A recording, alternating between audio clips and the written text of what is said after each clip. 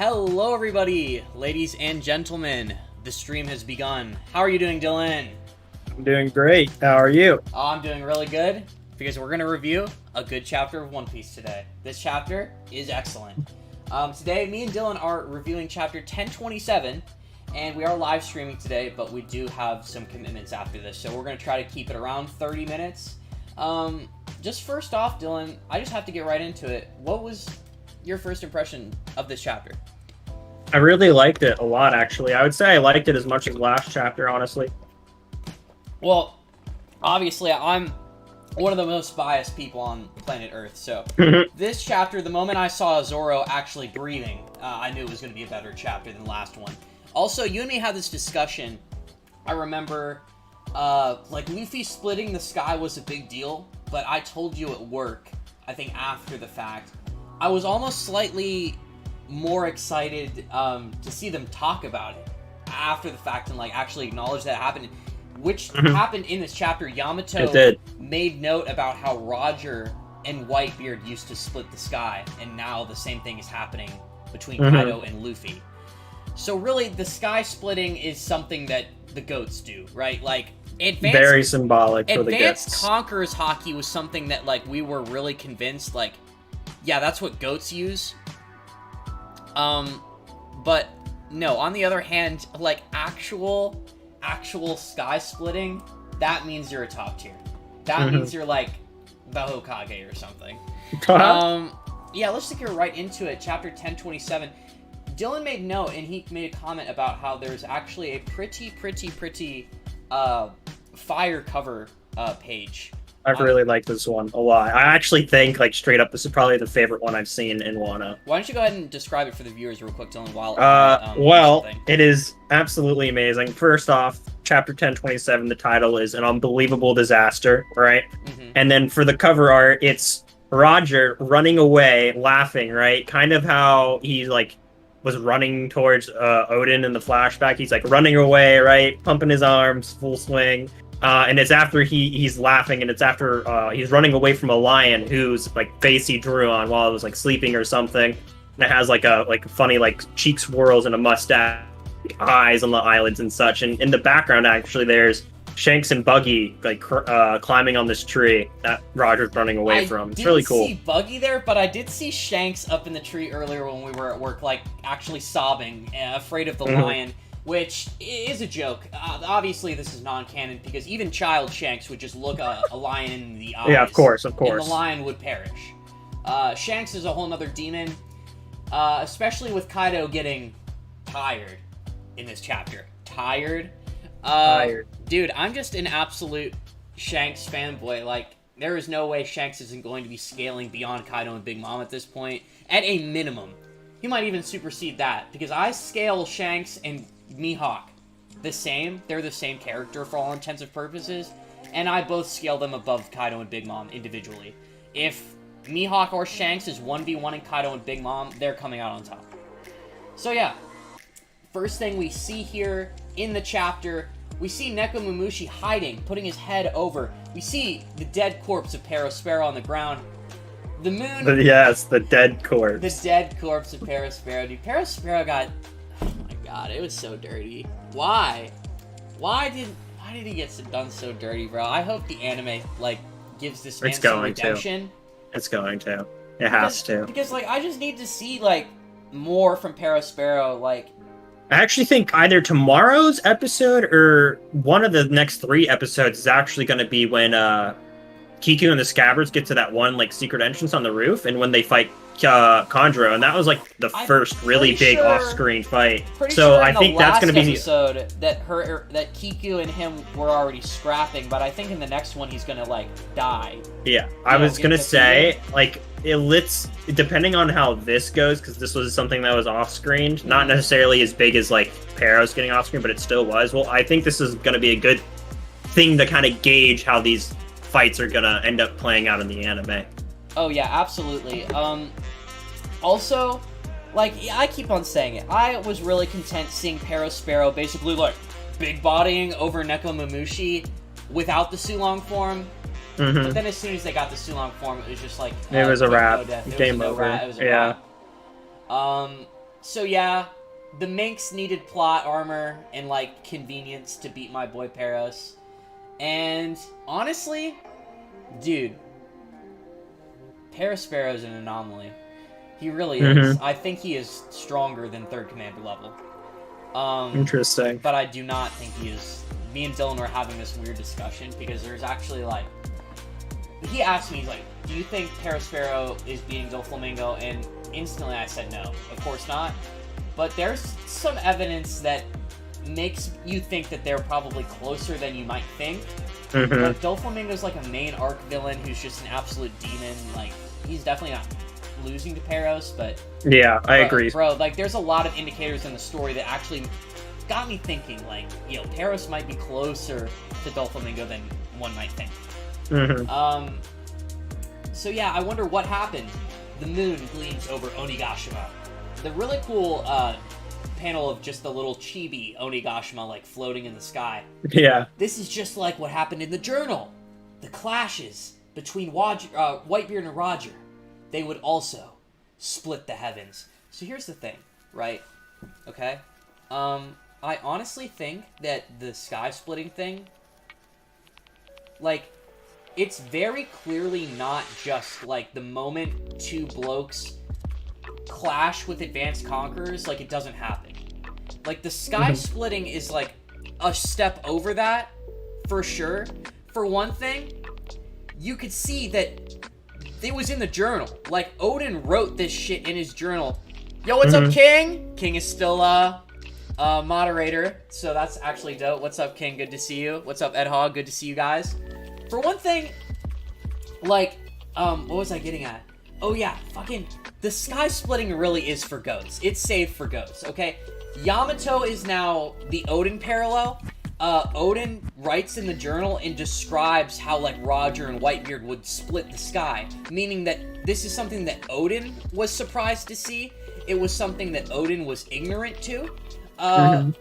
So yeah, Odin didn't have the capability to split the sky. Odin, we don't know for sure, had the ability to use advanced conquerors. Something I would also like to point out as well is the fact that this is the very first time Luffy has been ignorant to this as well. This entire time. He never knew this was possible until now, and the first time he's seeing it happen is him doing it himself. It's so cool. Oh no, you did mention that to me, because as viewers, Dylan did bring this up to me. As viewers, we have seen the sky split from multiple characters on multiple instances. We've seen the goats split the sky, but then, yeah, no, Luffy has never witnessed that, nor does he even know what it is, and he's just done it himself.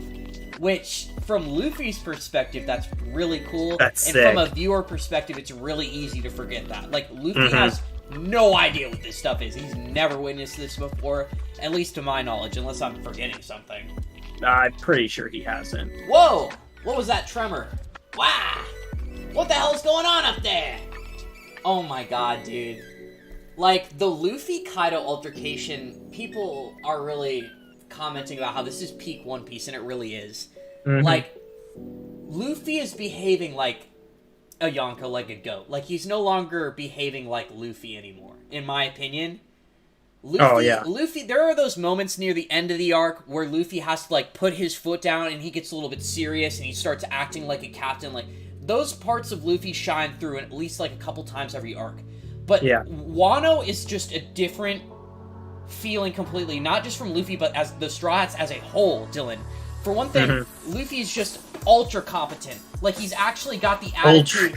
He's, like, got the attitude of not just a captain, like, not just a supernova captain anymore. He's really the captain. Like, he really feels like the fifth Yonko. Yes. Which, it's so funny. The future pirate king. It's so funny, bro. Like, me being on YouTube for a bit now, and, you know, the first video I made was me talking. It was literally the chapter came out that said Luffy was the fifth Yonko. And the next day, I make a video talking about, like, this is BS. This is clearly not the case. Luffy is in no way ready for this. He isn't even close. But here he is. He's on the fucking doorstep. He's there, bro. The only thing left to do is finish the job and beat this dude's ass. He's not even, like, at the doorstep. He's halfway through. Bro, he's walking in. He's walking in. He's like, this is my house now, Kaido. Dude, just seeing Kaido, I'm gonna quickly like flash this in front. It'll go over Dylan's real quick, just because this is like not allowed. But look, little panel right there, couple seconds of Kaido and Luffy just looking at each other. Kaido no longer looks confident. Look at him. Look at the way he's looking. He's breathing harder now. He looks a little bit concerned, and I don't know if it's really necessarily because Luffy, but perhaps because he knows he's slightly losing a grip on the islands he's on. Yeah, but I think he's also, I feel like he's also seeing that, like, Luffy is, like, every time he's beaten him, this dude has come back, like, stronger than he was before, and ready to go at it more than before. It's concerning. And also, yes, it is concerning. It's like that moment during the Katakuri fight when he's like, "I no longer feel you are below my level." Exactly. Yes, like, that's great. That's great. This is right now. Yamato, who's done nothing, clutches her face like, his Thunder Bagua. I was naive to think I could guard myself. Oh my god, that's insane. Just like another Kaido, like, wank from Oda. Like, his one Thunder Bagua. It was naive to think I could guard myself. Bro, I was naive to think that I could guard that alone. That is hard. Not to mention, bro, like, Yamato has, like, that, there's, like, context clues in the kanji and also the translation for that one move she does where she, like, coats herself in ice. I'm pretty sure that's like a hockey ice coat combination. And then also something similar to that ice coat. Earlier this arc, Dylan, you remember Law used curtain for the first time. Right? I don't know. Like his, like, shield thing. His shield. And I think it was called curtain, and I read on the wiki that it's called that because it's supposed to be referring to the curtains of a surgeon. Like, you know, you go through the curtains and everything. So I love the surgeon theme of Law. That's the strongest thing about his character. It's really good. Yama bro, says Luffy. Yamato, by the way, is on the floor, like, gripping her face, like, just, she's down. Like, she's not doing anything right now. Luffy on there is like, yo, Yama bro. He's like, give that sniveling snake a hand! Talking about Momonosuke. Also, dude, I love how Luffy's getting, like, a little, like, not, like, irritated, but, like, he's getting, like, a, like, what are you doing, Momo? Like, kind of, like, attitude right now. Yeah, no, for sure. You can see right here, he says, you still haven't gotten a grip, Momo. Who are you calling sniveling? Hold your insolent tongue. I know what I have to do, but it is not that simple to change oneself. Which is true. Don't worry, Momonosuke-kun. I've got your back. Sorry we got split up earlier. Huh? Yamato? Momonosuke. It's cool seeing Kaido speak their names like that.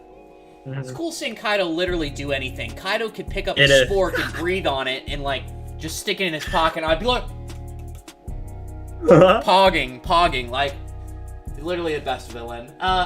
Where do you think you're going? Like, dude is honestly probably going towards them at the speed of more than sound right now. And look at Momonosuke's face. He's like, yeah! Lend me your strength, Kinemon. Kiku, take Momonosuke-sama and run! So yeah, he just jumps off. Yamato blocks the attack. Says, hurry, Momonosuke-kun. Ah! Hold it! Oh my god. I love this. I love this so much. This is like this is so Luffy and Luffy's fighting style right here, dude. It's amazing. This is so poggers. It's so great. He just wraps his leg around Kaido's neck and pulls him back. It's great. Let me see here. Let me see if I could, like, fix this chat real quick. It's, like, bugging.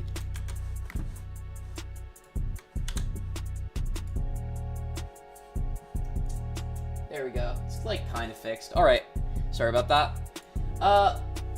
Here we go. Luffy then comes out of the woodwork and then fully envelops Kaido's neck with his gum legs, which is just beautiful to see, if we're going to be completely honest here. It's absolutely wonderful to see. Look how fucking big this dude's arms are holding this club! Holy shit!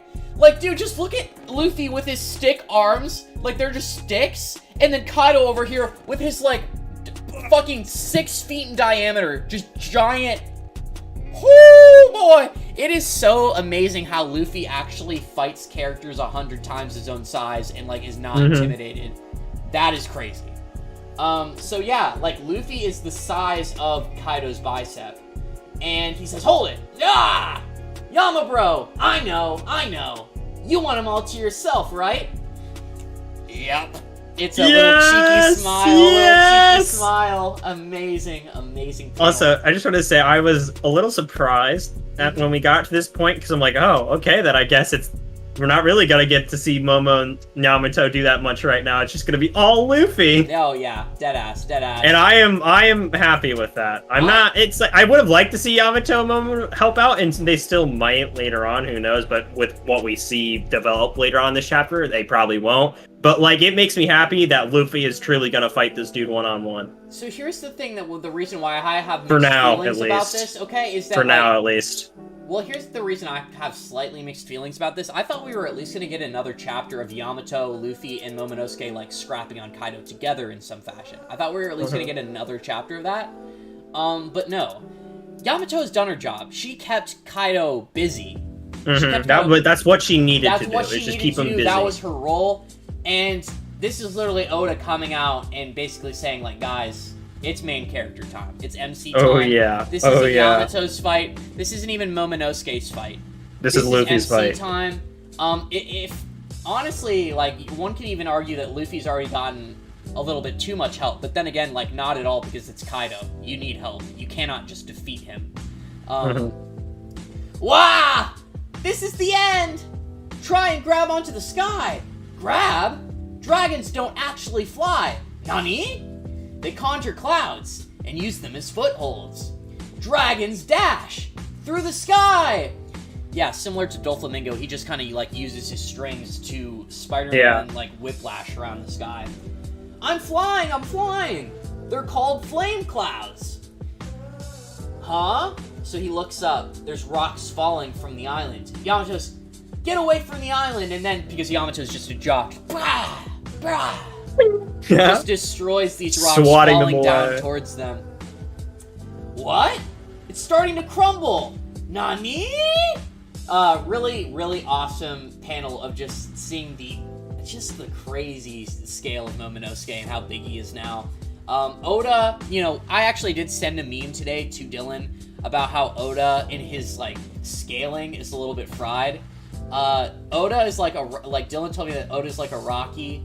A Rocky is like the senile old writer of JoJo's, and he literally just forgets shit exists, like mid-part, like as he's writing. And Oda does this stuff all the time. Like the scaling of One Piece and the way characters are depicted in some panels, it can really confuse the hell out of you. For the longest time, I thought Kaido was the largest Yonko, when in fact it's Big Mom. Does this mean Kaido's powers are weakening? Huh? Wait, Kaido looks tired? Look, there's actually, like, wounds on him. He's, like, huffing and puffing. He's bleeding? Yeah. Dude, that's insane, Dylan. What do you feel, bro? Like, do you actually feel like Kaido is being... I told you earlier... Yeah, I don't think he's necessarily being pushed against the ropes yet. Not at all. I don't think he's being pushed against the ropes, but he's definitely starting to, like, get tired.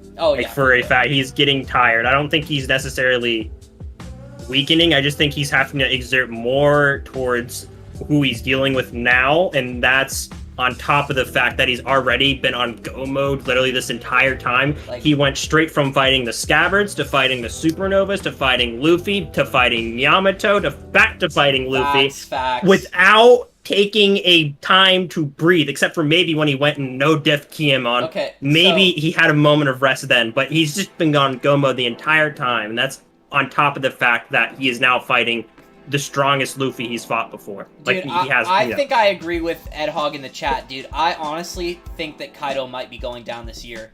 I agree. I was always thought that Wano isn't gonna be really that finished by the end of this year, and I still think it'll go into next year, but things are definitely moving a lot quicker than I previously thought. Kaido will be defeated on panel by the end of the year. If he's not defeated, he is going to be very close to it. Also, we will have reached the climax of this Kaido fight by the end of the year. I'll say that. It is just a crazy thought to think about too. There have just been some surreal events in just my life as a human being. One of those events was the reveal of basically the Yonko and also the... Okay, so Oda actually made like my spirit jump out of my body the day that he decided to not only reveal every Yonko bounty at the same time, but then right after that he was like, oh, Gold Roger Whitebeard bounties, something you literally didn't know if you would ever see ever in your entire life. They're here, you can see them. Luffy is gonna deadass be one of the 4 emperors. Yes. 2 are gonna be out of commission, at least. Bro, no, that's actually crazy to think about. Dylan, because after this arc ends, Big Mom, I think, is going to be incapacitated. Kaido might be, like, literally close to death. Like, this dude might have to die. Here's my thought on that, by the way. Yeah.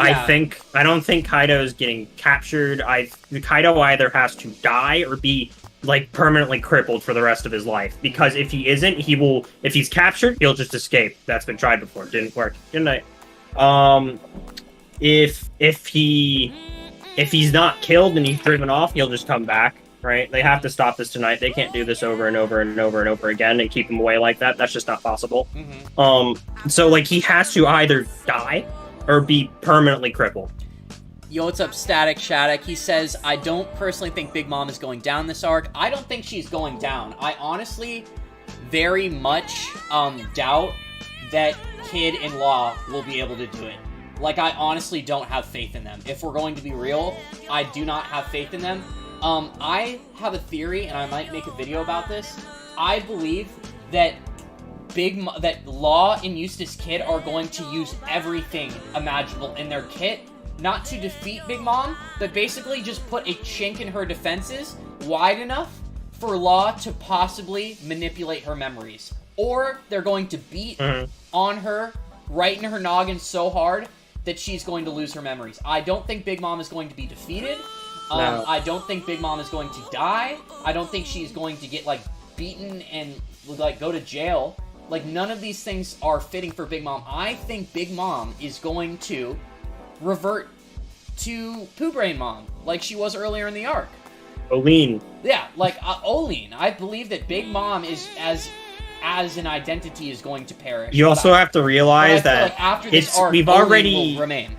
We've already like seen as well Big Mom be in that state before, so that means it's possible to go back into that state again. So it'd be so fitting for her if she got knocked in the head hard enough that there goes my memories. Oh yeah, right. Time to go back to whole cake. Katakuri, you're the new captain. I'm just gonna be this benevolent queen now. Something like that. I don't know. Rhombus says that Kaido is getting murked. I don't think Kaido... Well, here's the thing. Actually, no. That is true. I really am leaning towards that Kaido is going to die. Their characters, in my opinion, still needs room, like Nami, Usopp, and Chopper still need to grow before they fight Shanks, Blackbeard, and World Government. Can I speak on this? Yeah, you can for sure. But one thing I'll say is that I thought about this a lot. One thing that I'll say is that I don't think Nami, Usopp, and Chopper are ever going to... I don't think they're ever going to fight the red-haired pirates. I don't think they're ever going to scrap. I don't think they're ever going to be enemies. I don't know about that.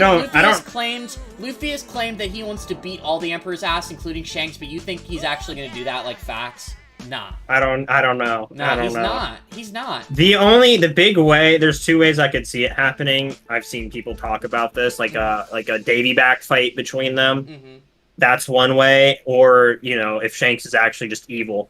That's another way. Well, yeah, no, I actually do stand evil Shanks. I do ship evil Shanks, like, maybe not, like, completely evil Shanks, but, like, nefarious, weird, motives Shanks. Yeah. So, I would also... Something I'd like to say about what Static said about Big Mom. My thoughts on that, I don't think she's going to be saved again, because I love Big Mom. If it were to happen... I'd be cool with it, I guess, but I just really think that a person that's been a villain in some way, shape, or form since literally the beginning of the time skip, we had her be introduced beginning of the time skip, she was already being a villain. On the phone. Yeah, and then we saw in Zoe, she was already starting to do things with taking Sanji away from them, or like manipulating Sanji to go away, and then we saw her in Whole Cake. We actually saw her take apart, and now we're seeing her again in Wano. I don't think Big Mom is going to be further extended as a big villain like she has been in Whole Cake and Wano for yet another arc. No way. For one thing, Big Mom is just like, honestly, Big Mom and Kaido's role does not exceed this arc. I feel like their roles are meant to be in this arc and for them to go no further. For one thing, I'm just gonna plan out to say everything. I think Big Mom is going to lose her memories and going to be incapacitated. She's going to revert to her own Olin state for 2 reasons. One thing, like most of her crew is there and her big pirate ship is there to just pick her up and take her back to the island. They'll be like, oh, we don't know when our memories are going to come back, if they're ever going to come back. But honestly, like, I just think that Big Mom just needs to be a nice old lady, and she needs to delete the identity that is Big Mom, because Big Mom, the identity of Big Mom was created. Big Mom is the way she is because she's a victim, bro. She's a victim. Like, she's honestly not that bad of a person. She's just got bad circumstances. She's been living in this pirate world where everybody's trying to exploit her for her strength, and it just got to a point where she's just fucking fed up with it and she wanted to create her own family. Big Mom is a great character. She just needs to basically lose her memories and get rid of these nefarious motives that honestly aren't really going to be productive for her character anymore. But did you want to say something? Me? I don't think so, not anymore. Just that I don't think Big Mom's going to be another big main villain like she has been for yet another arc. Oh, no, definitely. I don't think she's ever going to show up because as a villain again after this arc. Because Wano is obviously the end to the Yonko saga, right? Yo, what's up, Silvers? Good to see you, bro. So, it's the end of the Yonko saga. I don't think a Yonko is going to be a central villain for yet another arc. Gotcha. I just don't see it. So yeah, I think she's gonna lose her memories. I think Kaido, I lean towards him dying. Obviously, Luffy, won't purposely kill Kaido, but at the same time, there are like times when the last thing Goku ever wants to do is kill somebody, but there are times when his opponent is so relentless, so dangerous to not only him but the entire universe, where Goku's forced to kill somebody like a couple times. I believe that could happen with Kaido, Dylan. Kaido does not want, he either wants to take over the world or he wants death by defeat in a great battle. Those are the 2 things that Kaido wants. I don't think Kaido is going to allow himself to be beaten into submission. I think Kaido might have to die. Yeah. But Dylan, Dylan. Yes. Something that's really crazy, dude. After this arc, there are going to be 2 Yonko slots open. So not only Luffy, but do you think somebody else might right away get a Yonko slot? Like, do you think that, like... Here's the thing. I've seen a lot of people mention about how they don't think the Yonko system will even be a thing anymore. Like, they think it'll just get torn down, and I honestly kind of like that idea. I think because of how much faster One Piece is going to be going after Wano, I feel like it'd be fitting if, alongside with how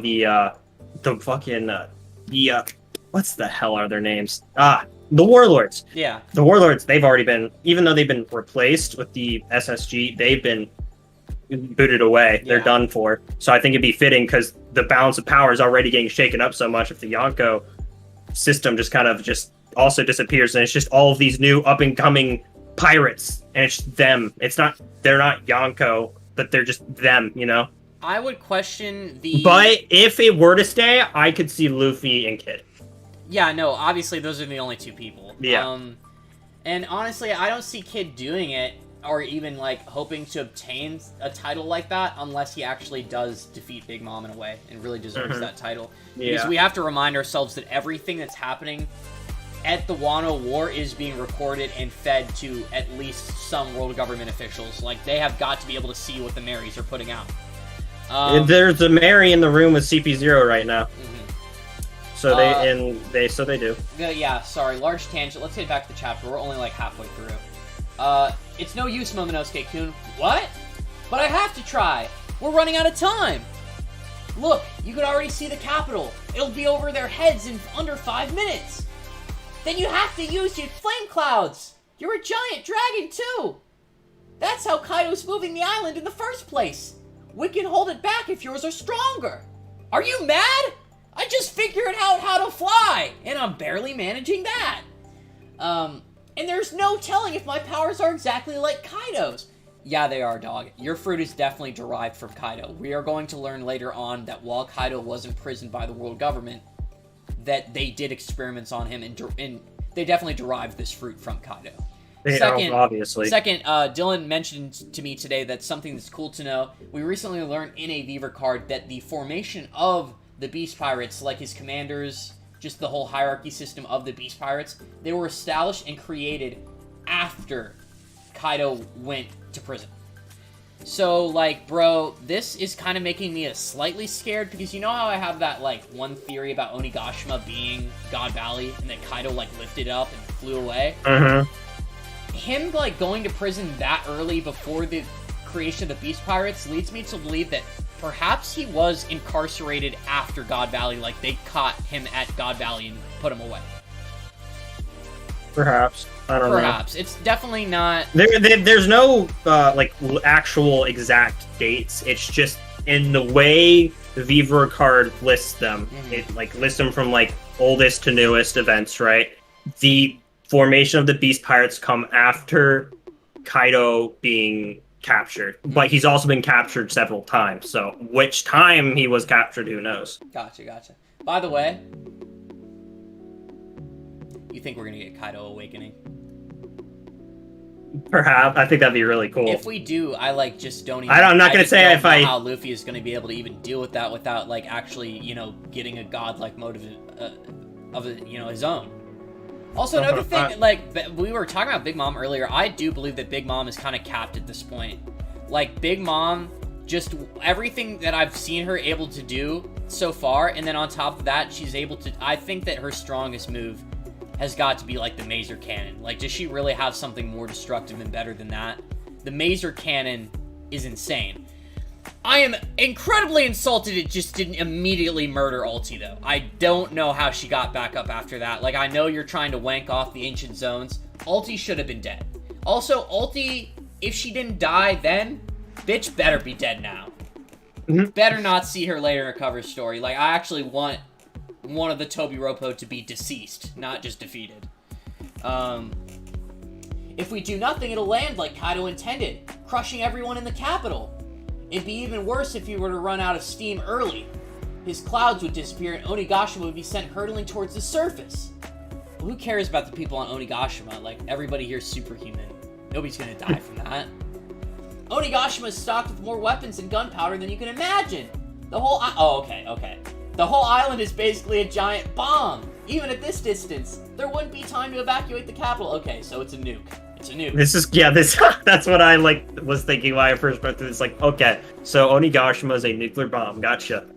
Heard. Like, I think that's funny, but it's also cool to see how, like, it's not only just the threat of Flower Capital just getting crushed beneath it, it's also the threat that if it just falls, like, even if, not if, obviously he's going to. When Luffy beats Kaido, the thing is obviously if, Momonosuke weren't going to be holding it, it obviously would have fell, right? So somebody would need to capture it, or else it would have blown up. Facts. Then we need to stop Luffy! Don't be a moron! Just hits him right in the fucking head with her club, which is really funny. Yeah! He willingly put everything on his shoulders. Even though he could barely stand, how can we stop him after that?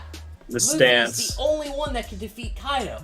Telling him about this dilemma would only add to his burden. We'll have to figure it out on our own. Live floor. Skull Dome. Alright, here we go, people. Here we go. This is where the chapter really starts, everybody. Excuse me. Gya! Get down! King Sama's gone wild! And then you could see air slashes just filling the room. It's very much similar to Kaido when he does his, breath in the air scythe breath that literally was able to take Kiku's arm. I was going to mention this earlier. Kaido can no-diff the Scabbards. And the Scabbards are an organization of people who are at all, minimum around 3rd Commander level. And Kaido took, all 8 to 9 of them and no-diff them. Literally. He did. I think CP0 mentioned Vegapunk's clone fruit being a failure because Momo might not be able to use Awakening. I think they did imply that it was a failure in the actual, like, Punk Hazard arc, and then I think CP0 might have made a comment about it. No, they did. They made a comment about it, and I had said that I think that was just Vegapunk being a little cheeky and, like, saying, oh, it's a failure, when in fact it isn't, because giving the Marines something like a Kaido, it would be too broken. Dude, I honestly do not think that Vegapunk is truly an ally to the Marines or the world government. I feel like he's a part of their faction because obviously he doesn't want to be with the pirates, but I don't think he really condones everything that they do, and honestly, he might slightly be a lapdog. Like, he might be forced or coerced to do some of these things. But you're right, I don't feel like Vegapunk is fully a world government stan, and honestly, it would be amazing to see him become an ally of the Straw Hats at one point. He probably will be, like, if we're gonna be dead ass. That'd be cool. By the way, Dylan, Dr. Vegapunk is the most mysterious character in the series. Besides, like, Eam? Yeah, he is. No, we actually know what Eam looks like. Oh, yeah, Eam's, like, number 2 because we know what he looks like. We know nothing about him. Of Vegapunk. We know his name and what he does. We don't know what he looks like, dude, what his capabilities are. I might make a video, like, with a really clickbait title and be like, the most mysterious character in all of One Piece. Because really, unless there are characters that literally just don't exist yet, like, Dr. Vegapunk is the most mysterious character in One Piece. We know more about Dragon. We know more about Eam, basically. We know more about Gold Roger at this point. Know more about Shanks. All of these fucking characters than Vegapunk. We haven't even seen this dude. We just know that he's a genius. And that Frankie Loki stole his flow. But anyways, these air sights are just decimating everything. It is turning the room into a blender. One makes contact and Zoro blocks. He's like, grrr. Just panel. Like King just zoned in. I think Oda did say something in an SPS that Vegapunk would be an ally. I need to go back and read a lot of the recent SPSs because I'm honestly not caught up on them.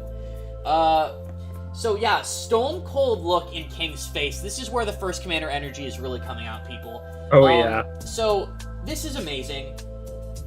God, oh my god, it's just the King versus Zoro fight, dude. So I'm low-key like in my feelings. It's just so good. It's just so good, bro. Man.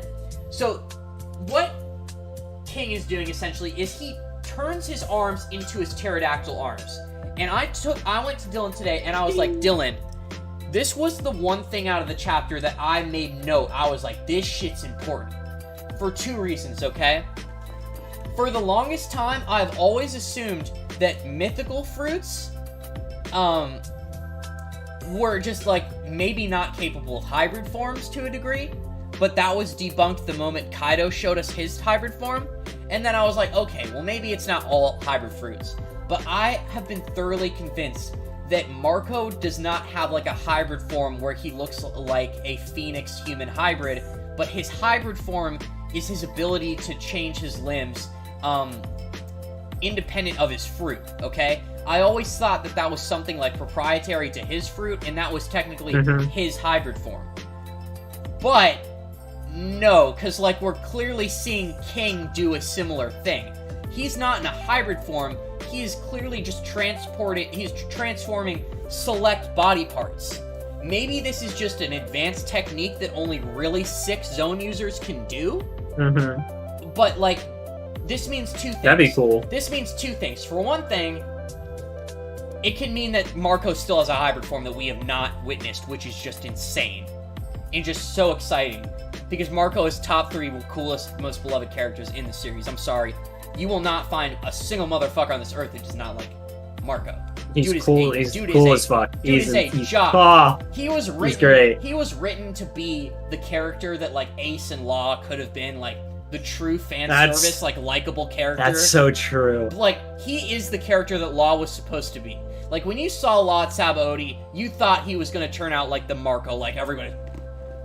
But no, Law is a character who has his limits. He's got his fair share of flaws, and he's not a Marco. He's not, sadly. This connection, this airwave met contact with Zoro's blades, and the force was enough to send this dude flying out of the main hall. All the way to Frankie! All the way to Frankie in the other room. Frankie's like, oh? And then he catches him. Awesome. Really cool. Frankie catching him with his big robot hands. Yes. Whoa! Zoro? You okay? Zoro's taking a little breather. He's like, huff, huff. He's pretty strong. But that's hardly a surprise.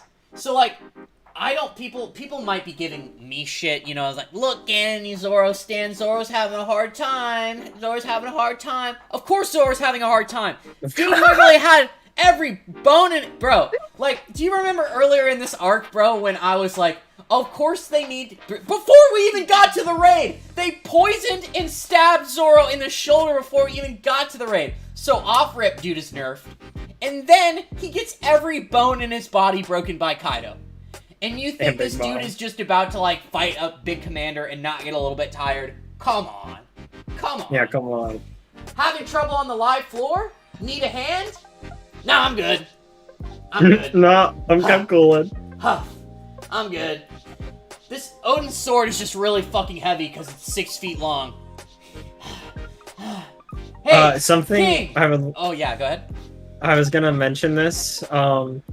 I just noticed this now. It's very, very small thing I noticed. It's just the fact, so, like, the only other first commander fight we've really seen is Katakuri versus Luffy, right? And we saw how it was, like, a thing with them where, like, Luffy wanted to go to, like, the Miro world just to have him and Katakuri there, nobody else, right? So nobody else is, like, with them and being affected by this fight. But that's literally just the complete opposite here. There's so many people around them. So much is going on around them, like, it's already being shown that this fight is, like, affecting everybody else around them. Oh my god. Like, absolutely. King is literally just slaughtering random beast pirates on accident. Dude, I'm sorry, like, when you take a character who can just no-diff somebody like Pika, you know he's an absolute beast animal. Like, we've just all been waiting for Zoro to actually try. And this is Zoro trying. I know we saw him try against Kaido on the roof. But this is his true first 1v1 try. But honestly, until you learn Conqueror's Haki and master it to a degree, you are not in Kaido's world. The only thing Zoro could hope to do in that situation was to grow stronger and unlock Conqueror's Haki. That was his role, to do up there. And also, Zoro carried the roof. They would have got shit on way earlier if Zoro was not there to protect them. Yeah. Hey, King, you bastard! Knock it off with those aimless attacks! You almost hit my backside. A pity I did not slit your throat. The hell you say? The hell you say? This is so funny, dude. Queen is such a great character, dude. I love Queen. He is probably the best out of the Beast Pirates, just because he's not only, like, a great, well-designed, strong, cool character, he's just funny. Dude's got mad he's really funny. He does. Pirate Hunter Zoro. He just cracked King Son's mask. So yeah, you can see that King is actually, like, going all out right now. He's pissed. He's exerting his power. Because, like, they say here, yeah, no wonder he's furious. No one's ever seen his real face. Dun dun dun! Oh. And then you just see, like, this really intimidating panel. It's almost like a villain in a horror movie. They're just panning in onto King. I will quickly he's pissed. There we go. He's I'll quickly pissed. show it. Like, he is pissed. Sorry, Frankie. I need you to step back. Got it. Hang in there. Frankie just starts doing. I never even noticed that. That's hilarious. That's hilarious. Ed Hogg did mention something that I was thinking as well. Where was Sanjo in this chapter? Bro, Sanjo's getting dicked on right now. Sanjo's not doing anything to Queen until... We're not going to see Sanji until next chapter, dude. Like, if you go back to this thing where Queen is, like, yelling at King and be like, yay, watch those aimless attacks. Like, Sanji's definitely in the smoke somewhere, just, like, chilling. There's just so much going on in every panel and every chapter of Wano, where there are just portions and parts where there's almost a little bit of a disconnect. Like, you would think that we would probably see Sanji somewhere in these panels this chapter. Same thing earlier in the arc. I think I just fucking forgot it, but there was just, like, a similar thing earlier this arc. Oh, yeah, remember when Marco was actually beating the shit out of both King and Queen, and, like, he sent Queen actually to space one chapter, and then, like, literally the next chapter after that, like, 5 seconds later, Queen was, like, on the live floor, like, not even looking at Marco. Like, he just walked away or something and forgot about Marco. So, yeah. We're gonna need the anime to give us some context. So, here we go. Tunkyu Dawn! Divine Red Bro! So, like, I really don't know what Tonkudon means. I really, like, would have liked if they translated that. Usually they do. They do, usually. You're right. They do. I don't know why they didn't. Three-sword style, Ultra Tiger Hunt! Bah, bah, bah, bah, bah. Okay, so, basically, dude, what I'm getting at right here is that King is actually, like, putting in a lot of effort. If Zoro was at full health going into this fight, Zoro, it would be a mid to high diff fight. But because Zoro has gotten every bone in his body broken, he's actually going up against a Chad, real-ass, strong first commander character like King. Somebody who we definitely cannot underestimate, even though he's going up against Zoro. Even though we cannot underestimate this dude. This dude's a stone-cold killer, dude. Like, this dude definitely grew up on the streets, bro. He's, like, way too willing to just, like, actually... Zoro is using not just, like, regular, Tiger Hunt, dude. He is using... Because normally I think Tiger Hunt is, like, a two-sword style move or something. It's, like, just a... I don't know. Because if you remember, Odin had that one variant of Tiger Hunt where it was, like, downward, like, streaming slash. And I think he, like, used it. This is I think he used it version. against Whitebeard. He says Ultra Tiger Hunt. So yeah, Zoro's actually using, like, he's, like, putting in effort. Like, he's using, like, really decent sword moves. And King overwhelms him right here. He actually sends Zoro flying.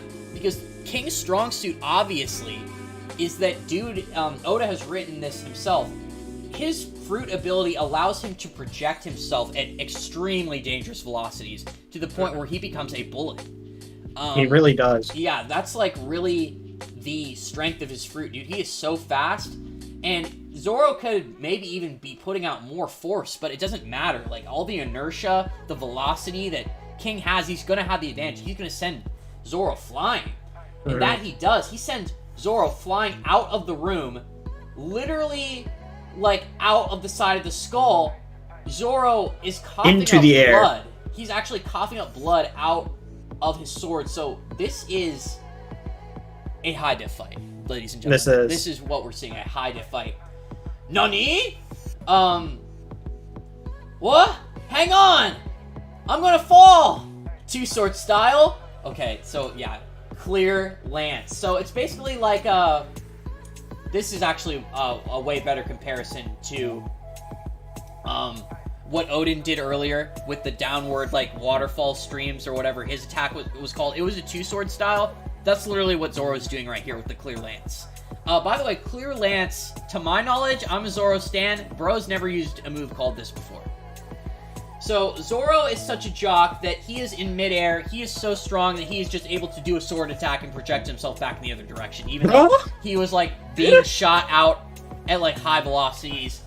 It's like, pant. That was close. You should at least use a blade when you go for the kill. What you just pulled is unforgivable. So, like, what did he actually do? Like, what do you mean? Like, is Zoro pissed that, King was trying to end this fight by sending him off the island? I think so, yeah. So Zoro's getting salty that King is really not playing by the rules. Like, King isn't even trying to kill Zoro. King's just trying to be efficient. Like, he's actually just trying to get this dude away from the island. He's just trying to get the job done. Which is something you almost have to respect about him, too. Like, he doesn't really have an ego. He does, like, he's confident in himself and in his abilities, obviously, because he's a beast. But he doesn't really have an ego. Like, he doesn't really have a desire to defeat Zoro or overcome him or be like, yeah, I'm gonna fuck you up, Pirate Hunter. I'm gonna show you who's boss. It's really just like King's, like, posted up, just looking around. And then Zoro was like, okay, I'm coming to scrap. But yeah, no, I do respect that about King. It's something cool to notice about his character. Katakuri also kind of does show this in a way. Katakuri will literally just murder his enemies and move on. He really, really thought he killed Luffy that first time. And then later in the arc, dude is just going for that lethal trident. Like, these first commanders don't fuck around. They don't. I think King and Katakuri are going to be very similar characters, and I think they're obviously that it was meant to be that way, obviously, because they're Kaido and Big Mom's commanders. They're going to be very reminiscent of each other in their attitude that they're just, like, behaving like first commanders. And I don't think we're going to see this level of just, like, coolness and jockness from Shiryu. And Ben Beckman is actually Jesus. So, like, Ben Beckman is going to obviously be cooler than any of these people. So, yeah. Zoro's like, you should at least use her blade when you go for the kill. What you just pulled is unforgivable. And then he looks... Beautiful, really cool panel. He looks at Zoro and he's like, same goes for you. Duh. King is so cool, bro. Like, I will always like Katakuri more well, actually, you know, like, here's the difference. I will. I definitely will. Katakuri was actually made to be, like, a fan favorite character. He was introduced, like, really early in the arc, and he was the main antagonist of Whole Cake. Big Mom wasn't really. He was the main antagonist of Whole Cake, right? King isn't the main antagonist here, which is the point where he's going to probably have a little bit of trouble competing with Katakuri on, like, the likability scale. I just know Oda is about to pull some shit in this fight that is going to make me and you just wank King off. I don't feel that way I don't feel that way about him right now, I'm going to be honest. Like, I've never felt that way about King. King, for me, like, has never been, like, up there, like, super favorite commanders at all. I've always said that, like, you know, I definitely like Queen more. I still probably will like Queen more just because of how long we've been with Queen and how he's just been fleshed out from the beginning, right? Yeah. But like in like how I've always said King hasn't done anything earlier on the arc, but I've always said that he will. I'm sure he will do stuff. I'm sure he will be built up and be amazing, and that's what we're seeing right now. But I mean, Katakuri's just a different breed. Dude had like a whole arc to himself. Like, had so many moments to shine and actually be a character that we could love. Like, he's honestly, it's crazy. King has just not had that opportunity. It's only been happening like when the raid started, and to tell you the truth, like, the stuff that he has been doing is amazing. It's great. But I just feel like, you know, obviously we need to see the rest of this fight before I truly start standing King. Bro's about to get demasked like a luchador, and he's definitely, in his face, I'm willing to bet, like, money. His face is burnt.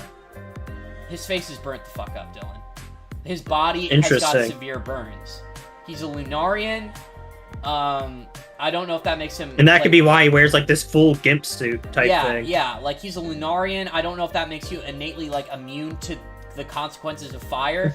I just believe something in his past probably had him, like, getting extremely burnt, This is funny. I scrolled down to, like, the bottom where they show the, like, the color, right? The colored ones that people do. Yeah. I scrolled a little bit lower than that, and I went to the comments. I'm going to send you this. This is kind of funny. You've watched One Punch Man, right? Yeah. You know who that is? No, I've only seen season 1. I know that dude. I know that dude, but I don't know what he does. Sad. Okay. Is his name King? His name's King, yeah. Okay. And they both have, like, what seems to be blonde hair. Okay, gotcha. Yeah, no, King obviously does have blonde hair. You can see, let's see right here. Yeah, dude, his just head, like, I feel like you either take off that mask and he looks like Brad Pitt, like from that one Tank movie where he's got the hair slicked back, or he's going to look just, like, absolutely roasted. He is definitely going to be burnt up in the face. There's a reason why he doesn't want people Bro, Katakuri doesn't want anybody seeing his mouth or seeing him lay on his back because it's a sign of weakness. I bet it is the same, if not a very similar thing with King. He does not want anybody seeing him burnt up. He doesn't want anybody seeing that shit because he probably will take it as a sign of weakness. Katakuri had that, like, vendetta. If anybody saw his face, Shin, you're dead. Like, the moment, like, even fighting against Luffy, somebody who is a terrorist, entering his territory, beating on his siblings, Katakuri, like, calm and collected. But the moment you see him without his mask, Katakuri's like, shing, shing, shing! No. Bro, I'm going to travel to the ends of the earth to kill you and annihilate you. I will go to the depths of hell to kill you. I'm getting the same vibes from King right here. No, I agree. The moment Zoro went for his mask and started to demask him like a luchador is the moment he starts going sicko mode. By the way, hello, Ringral. Welcome to the stream. But yeah, dude. 8.5 out of 10 chapter. Yeah, I agree. 8.5 out of 10 just because Zoro was in it and he was fighting. That's literally all the explanation you're going to get from me, and that's all the explanation you need. But yeah, lastly, Dylan, is there anything else you want to add? No. All right. This is great. Love it. This is a great chapter. I am very much excited to see the King and Zoro fight. Like, bro, like, dead ass. The only thing left for us to spectate is Kaido, King, and Queen's fight, right? And Big Mom. Oh, yeah, Big Mom's as well. I always forget about Big Mom. And, you know, Fukuro could you rise a killer kid. I mean, Hawkins. Why is that dumbass ninja fight getting more panels than Sparrow versus Neko? That is your biggest sin, Oda. Fuck Raizo, fuck Fuguro Kujo, fuck ninjas in One Piece, nobody cares. The coolest thing about the ninjas was the scroll fruit, and that wasn't even a legitimate ninja art. Fuck the ninjas. I don't rep them. I'm actually very frustrated. Oda decided to give Raizo, like, almost more of a fight than Paros. Suck my dick, Oda. That actually, fuck you for that. Like, that pisses me off. Fuck the ninja fight. Fuck Fukuro Kujo, and fuck Raizo. They're actually on my hit list. I'm pissed at them, and I don't like them as characters anymore. I don't like Raizo. Unless he does something, unless he does something actually really cool, I don't like looking at this motherfucker's stupid face, and that's Oda's fault. I'm sorry, Raizo. That's your creator's fault. That's your creator's fault. Do you want to say anything else, Dylan? I'm sorry. I was gonna say, just mention that what I mentioned to you earlier is the fact that this King Zoro fight is already this cool, and we haven't even gotten the dedicated chapter for it yet. Oh yeah, so, like, absolutely. It's crazy. Absolutely. I can't wait till we get like the Mr. 1 chapter where I just can't wait to see how Zoro defeats this dude. What he needs to do. Do you think he's gonna grow and get something new? I've never thought about that. I don't know. Do you think Zoro will just unlock Conqueror's Haki in the sword, just become a jock, just become Yonko level? I don't know. Dude, but honestly, if he could really do that, if Zoro could project Conqueror's Haki through the advanced technique, King would have already been dead. He'd already been dead. Like, people who do that are in their own sphere. Like, that is literally a tool for Yonkos to, like, whip and beat their commanders into submission. That's, like, actually what that is. Yeah, I'm sorry. I keep on talking. That was the chapter, everybody. Thank you so much for tuning into the stream. Thank you so much for Dylan for being here. Of course. I'm going to be making content. I'm a YouTuber. I'm going to be making content, so be looking out for it. I'm going to be working hard. I promise. You know, obviously when I'm not being addicted to Warhammer. But yeah, give this chapter 8 out of 10. I enjoyed and loved seeing Zoro fight. Thanks to everybody who commented today in the chat. We got King, got Ed Hogg, Static Shattuck, Rhombus, Silvers, and we also got Win Grawl. Thank you guys for tuning in. As per usual, we are going to pretty much try to be doing the chapter review same day it comes out. And me and Dylan work every Friday for now because, you know, we work a day job. We need fucking money to eat and live. So we will probably always shoot for 11 p.m. the day it comes out. With all that being said, thank you guys so much for watching. If you enjoyed the video, be sure to slap a like on it. If you're enjoying the content on our channel, be sure to subscribe. And with all that being said, me and Dylan are going to have to see you guys in the next one. Goodbye. Bye-bye. Peace.